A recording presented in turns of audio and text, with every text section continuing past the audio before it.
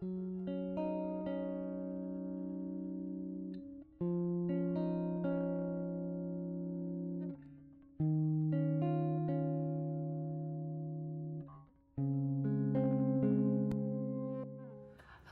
and welcome back, book besties. Welcome to another day, another Bookmas video.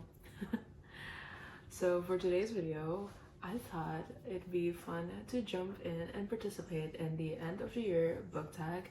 I just recently watched Tori from Novel Life's end of the year book tag, and I also watched Destiny's end of the year book tag.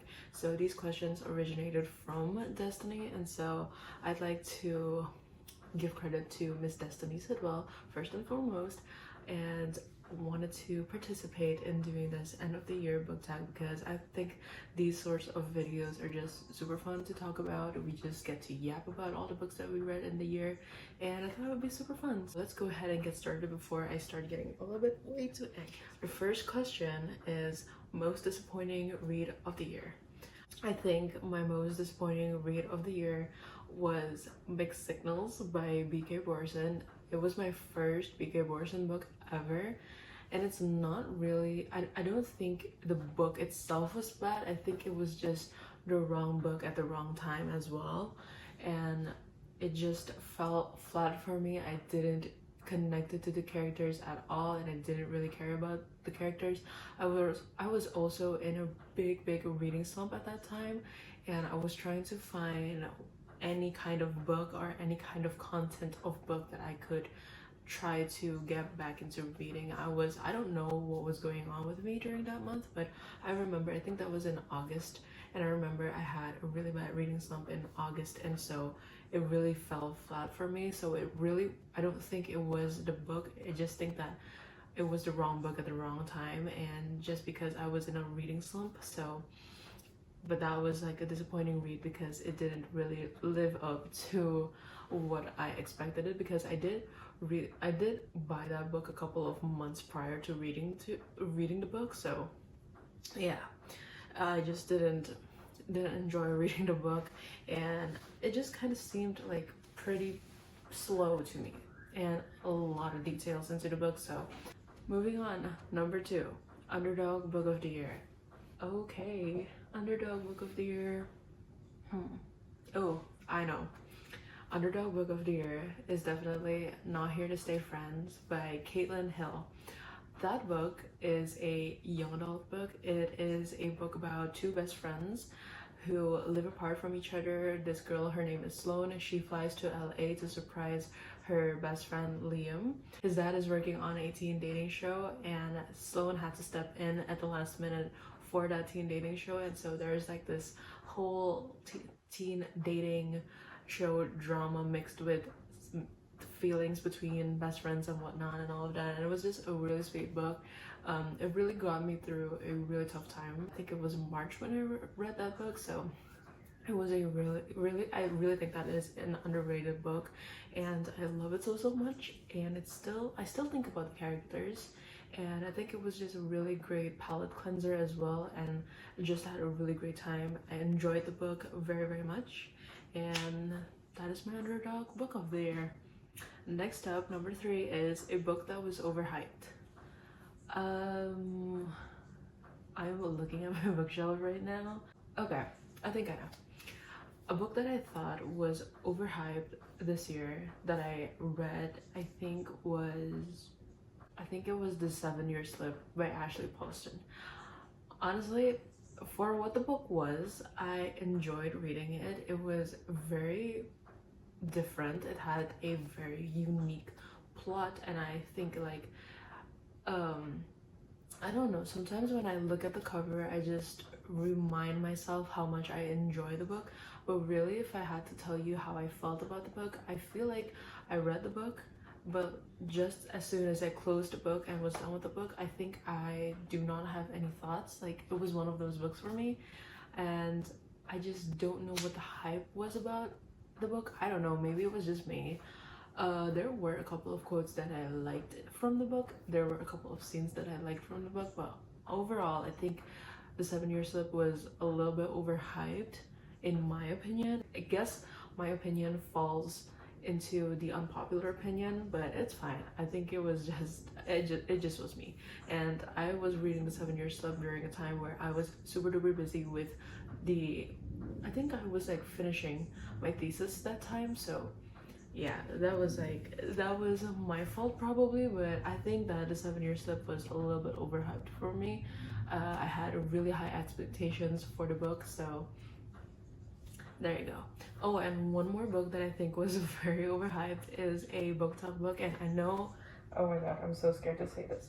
I am so scared to admit this, but I think, oh my gosh, I think Icebreaker by Hannah Grace is one of those book talk books that I've seen circulating the whole entire social media realm, world, whatever, and I had really high expectations for the book. I was like drawing a lot of conclusions in my mind that this is going to be Ice Princess, my favorite Disney original movie, like that kind of vibe, like new adults and whatnot, and it is, but I just think like for a book with a cartoon cover, I did not think it was going to be that spicy, but it was. So yeah, I think it was a little bit overhyped as well because it didn't really live up to my expectation as much as people loved the book. I guess it's not for me, but kudos to you if you guys love the book. It's totally fine. That was just my opinion, so don't take it too personally because these are just my opinion. There's nothing wrong with the book in particular because we all have our own thoughts and opinions and our own dislikes and likes, so it's fine.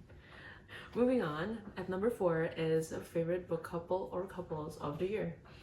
Okay, we already know. At number one, we have Kennedy and Isaiah from Play Along. Can't get enough of them. And then there was also Theo Silva and Theo Silva and Winter Hamilton from Reckless by Elsie Silver, also one of my favorites. And then we have Justin and Emma from Just for the Summer, another one of my favorite books this year. What else? I think that's all. Those are, oh, and Kate and Willow from Heartless by Elsie Silver. Those are 4 of my favorite couples from a book this year. And honestly, if I had to give you guys any reason, it's just because like they just fill up my heart. Oh, wait, one more. One more, I forgot. Kai and Miller from Caught Up by Liz Tomford. Okay, those are 5 of my favorite couples this year. They are just my favorite comfort characters, honestly. They bring so much joy while I was reading the book, and I was just very, very happy, and I really loved reading their love story and their journey and their character developments and whatnot. Especially Theo and Winter's story. Oh my gosh, I love them. Next at number 5 is favorite main character or characters of the year. Okay. I don't know if I can say this, but okay, I will. Theo Silva, but also Winter Hamilton, so those are already 2 people. And then Daphne from Funny Story, because I unironically feel like I relate so much to Daphne. I honestly can't remember why, but I remembered when I was reading through the book, I was like constantly like pointing to the book, and I was like, that was me, that is me. Like, I don't know, but I felt so connected to Daphne as a character. So Daphne from Funny Story. And then, oh, this is just one of my recent reads, Autumn from If He Had Been With Me by Laura Nolan. Okay, the amount of times that Autumn, I don't know, there was this like, I think it was like in between the paragraphs of the book, she was talking to her high school boyfriend, and she said to him, she was apologizing to him because she said that, oh, I'm so sorry that you had to take care of me because I am a piece of work. And I just like, I do that so many times. My best friends know this, like I do it all the time.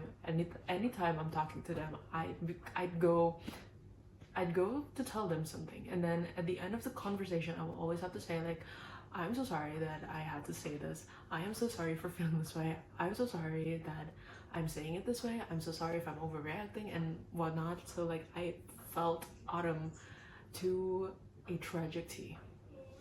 So like as I said, like I felt very connected to Autumn in some senses of the book.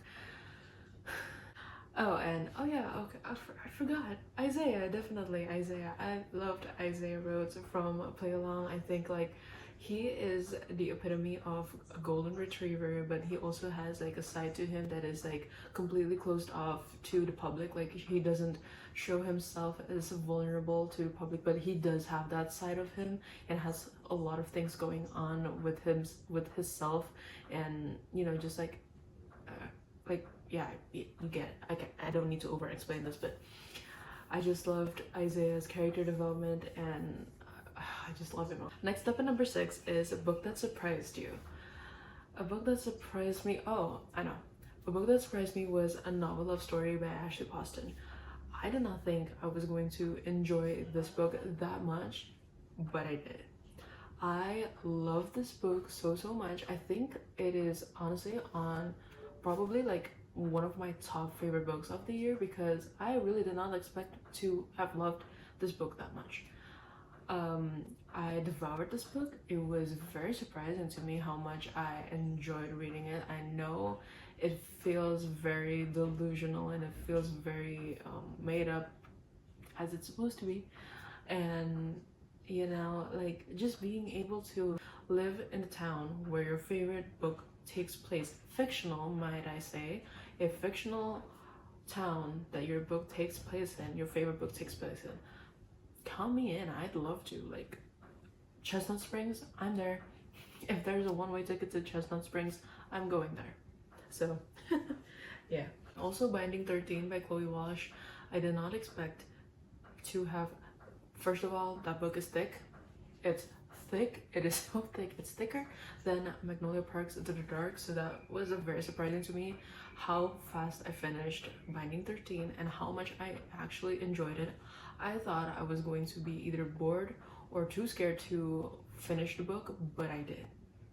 I literally did, and how much I love that book is kind of scary, because that was only the first book and now I have very high expectations for the second book, Keeping 13, and the rest of the series.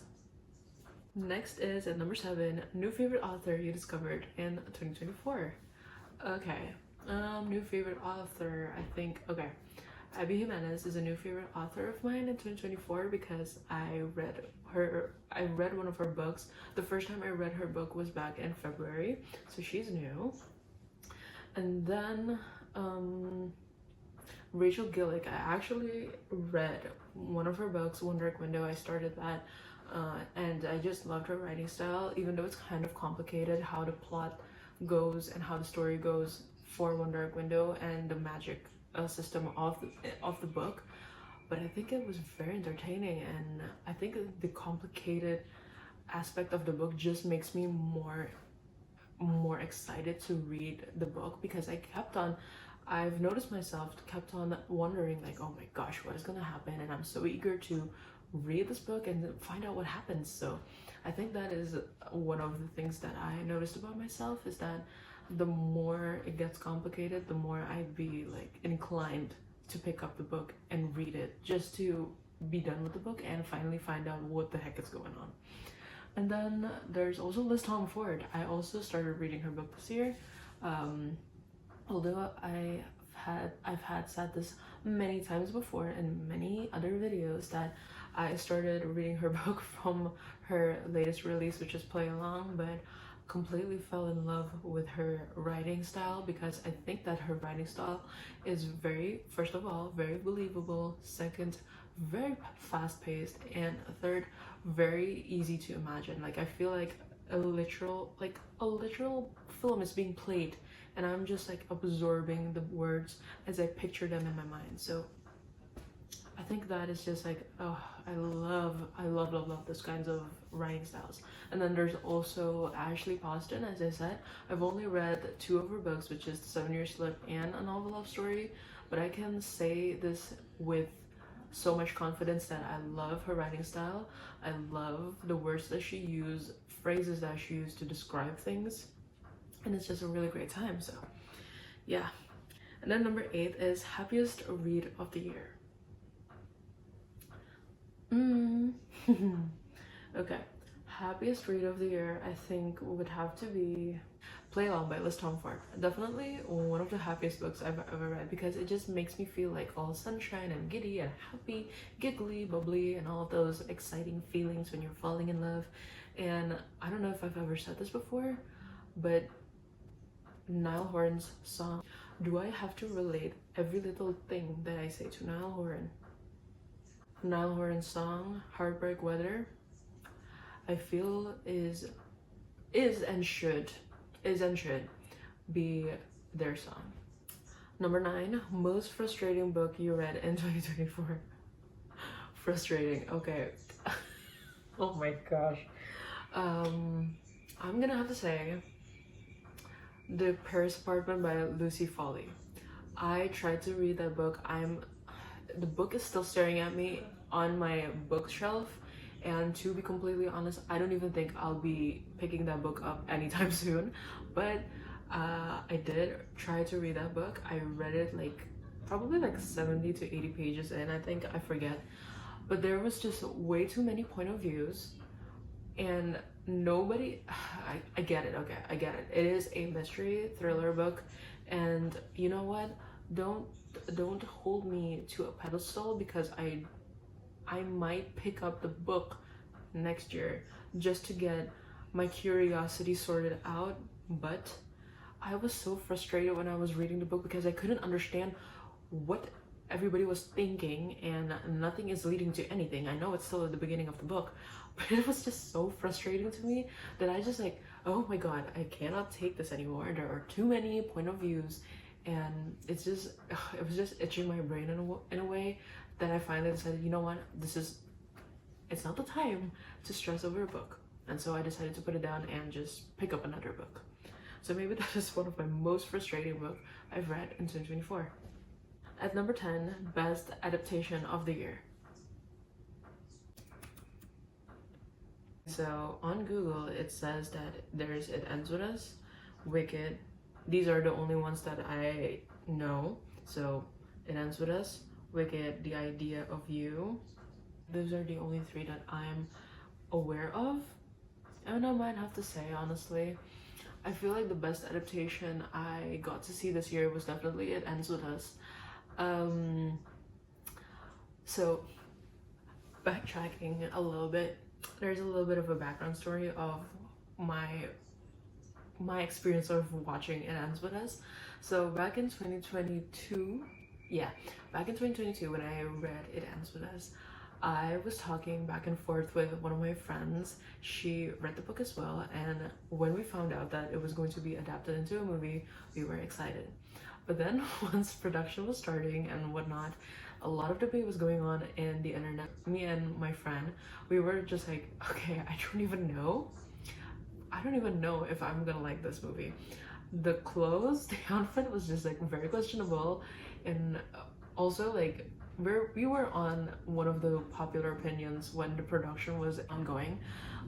Me and my friend, we were just questioning okay, I did not picture Blake Lively as Lily, because in my mind, and I know this is because of Pinterest, fan casting and whatnot, but I've always pictured, and because I've read the book prior to the movie, as I said, and prior to the news of the movie coming out, the book being adapted into a movie, I already pictured Abby Cohen.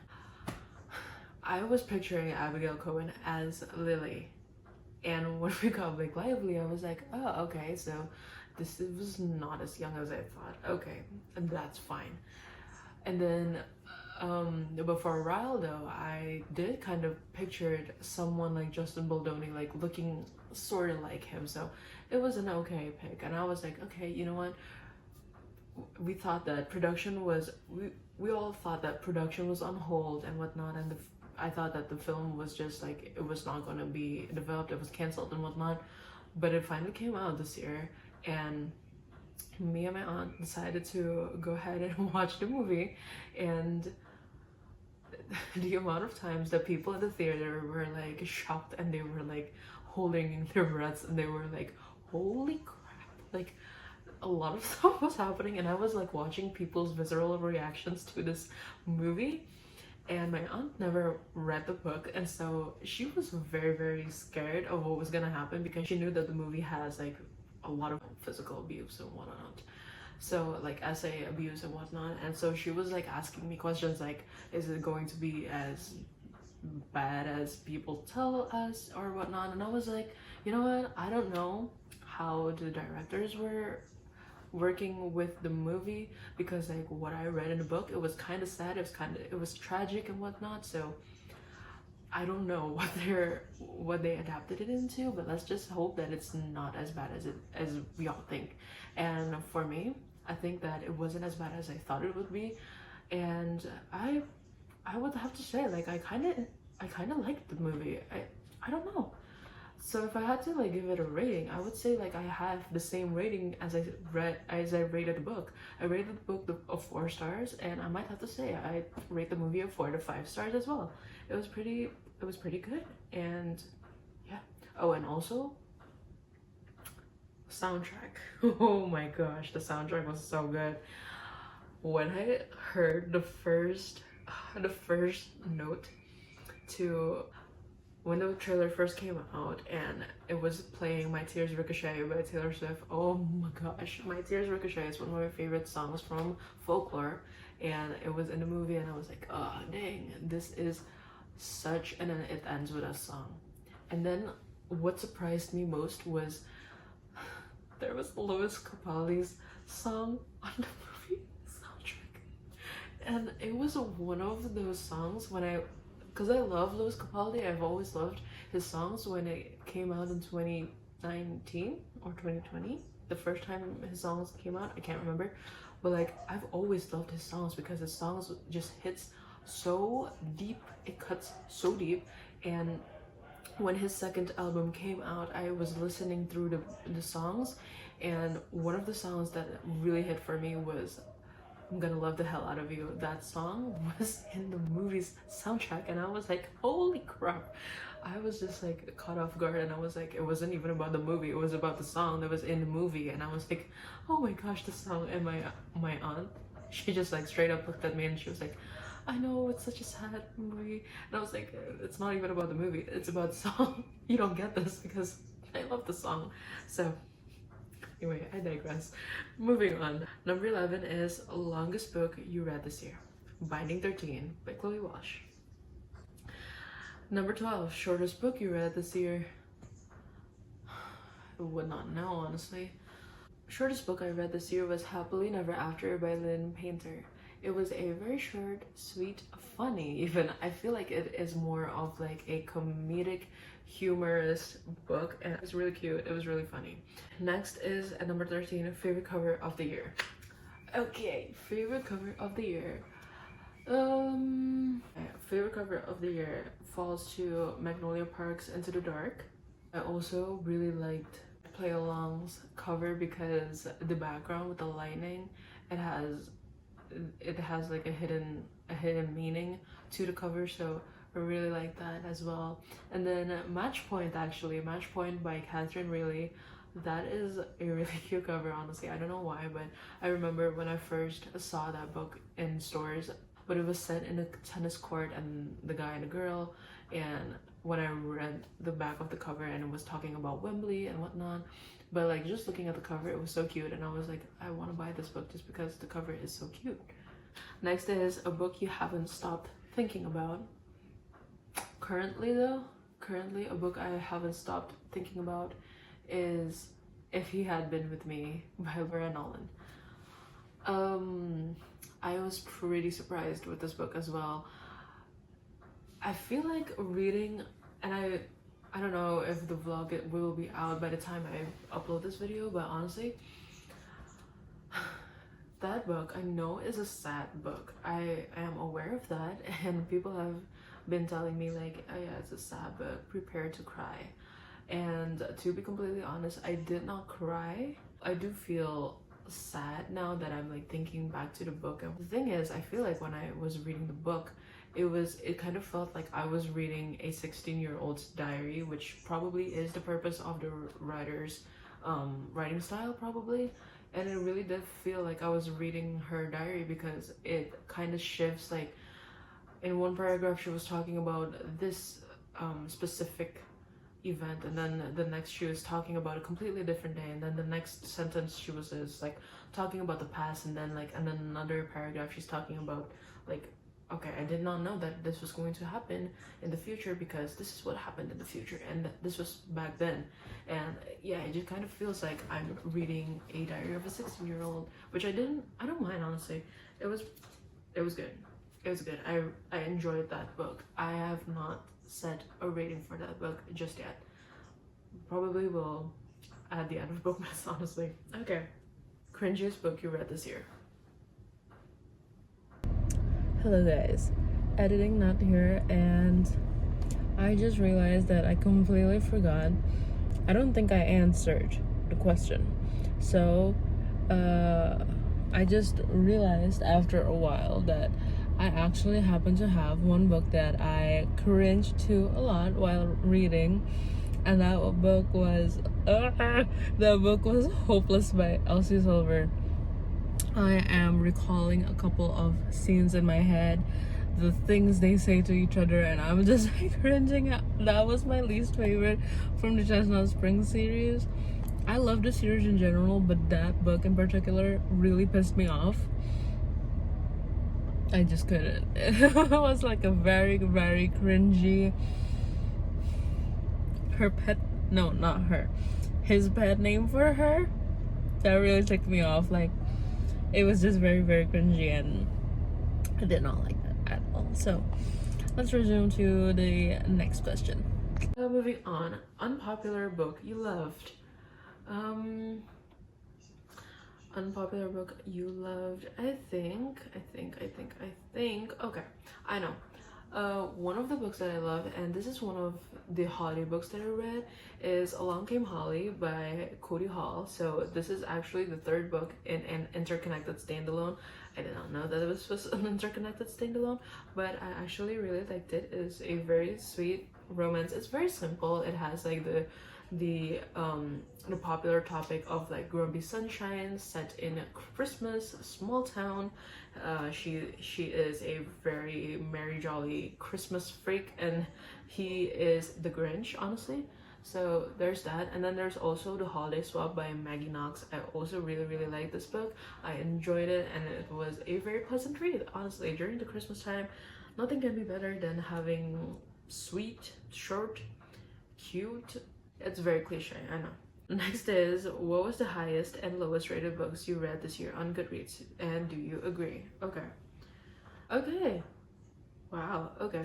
My highest rated book on Goodreads is a 4.49, and that was Play Along by Liz Tomford. And I will say that that is what it should be, because I rated this book 5 stars, and the average rating on Goodreads is a 4.49 stars. So yeah, I'll have to agree with that. It's a really great, that's a really great rating. Next up, that's for my highest rated book, and then okay, lowest rated book is The Holiday Swap by Maggie Knox. It is averaged on a 3.58, and I kind of get it because it is a holiday romance, and it's like it reminds a lot of people of the Princess Switch with Vanessa Hudgens that is on Netflix. But I promise you, this book is really cute and funny, and it's more of like women's fiction than it is a holiday romance. So if that's what you're looking for, and a fun time with baking and a sister swap. Okay, number 18, favorite quote of the year. This was one of my favorites. Let me read it to you. There was a mask everyone had to put on to live in the world and guard their hearts. The only difference was some people were just more public than others. Kennedy says, "How did you remember that? I had one once with you." And then he says, he, as in Isaiah, says, "I remember every single thing about you, Kenny. In case you haven't figured it out already, you're my favorite subject to study." That's Play Along for you. Read it if you haven't already. It's a really great book. Book with the most unique concept. A novel love story is the most unique concept, I feel. I think that, and then also for fantasy, I feel is One Dark Window by Rachel Gillick. It is a really fun book if you guys like fantasy, and if you, I don't know, I just think it was the right book at the right time.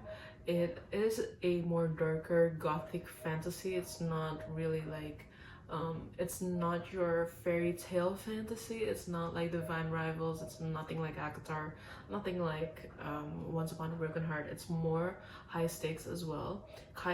It kind of gives Powerless, but yeah, it kind of gives Powerless, and it's a little bit more darker and gothic. So I don't know, I just kind of really liked it. So maybe I will have to try to see and test my taste in other gothic fantasy books next year. Who knows? 20 is a book you read that you would reread. I got a lot. Definitely Play Along. You all know that. I'm probably going to reread that book at some point in my life. Hello Stranger by Catherine Center is a little fun book as well. Just for the Summer by Abby Jimenez, and Reckless by Elsie Silver, because I just love those 4 books so much this year. So number 21, reading goal reflection plus 2025 reading goal. Okay, so this year I set a 50 books goal for the year, and I only read like, I think I'm on book 38 right now, and I did DNF a lot of book and haven't finished a lot of book as well. I have 5 books going on right now, and I'm only reading 1 at the moment. I'm only continuing 1 book at the moment. So I feel like it's fine if you don't reach your reading goal as much as you like to, and I think it's fine. You can just start over next year. It's totally fine. It's not that big of a deal, and I think just take it slow, and as long as you are enjoying what you read, as long as you're, I don't know, just live in the moment. Honestly, live in the moment. I know it's the most cringiest, most cliche thing people say, but honestly, live in the moment. Enjoy where you're at. Live your life. That's it. And then my 2025 reading goal, I think I haven't set a correct number just yet. I haven't fixate a specific number, but I am aiming towards 40-ish books, because I am planning on getting a job next year, so I don't think I will have that much time to read. So if I'm giving a range, either like 30 to 40 books next year. So I don't know what's it gonna be like. Probably like I will lean into more the like 30-ish books probably, because if I do start working next year, I'm gonna need more time to work and just focus on what I'm working on, and then like read in my spare time. So, and then the last question, I think the last question is actually, what are you prioritizing in 2025 reading wise? Okay, I'm prioritizing finishing series. That is what I'm aiming for. And then I'm also prioritizing cleaning out my shelves, because, and when I say cleaning out, I mean just like getting rid of the books that I am not going to be reading anymore, like the books that I didn't really enjoy, getting rid of that or donating that or just giving it to a friend. And then also I would like to read more fantasy books, because I feel like I'm more drawn to reading romances, but I would like to read more fantasy and mysteries, because I feel like, because I'm a very anticipant, is that a word? And I feel like fantasy books with high stakes, by the way, high stake fantasy books and mystery thrillers have a lot of like adrenaline rush, and I think like I'm more inclined to finish a book and enjoy them when I'm actually literally excited and anticipating to figure out what the heck is happening in the book and why is it that way. Because I feel like romance books are either like following the similar plot, obviously they're following a similar plot as much as I like them, but I think like it's more going to be like a palate cleanser, but no promises, because I am a sucker for romance. That's just how I am, unfortunately. But anyways, that was the last question for this video tag. Thank you guys so much for watching. Let me know in the comments down below some of the things that you agree with my opinion, or you have your own opinions. We can chat in the comments down below. And yeah, thank you guys so much for watching, and I will see you guys in tomorrow's video. Goodbye.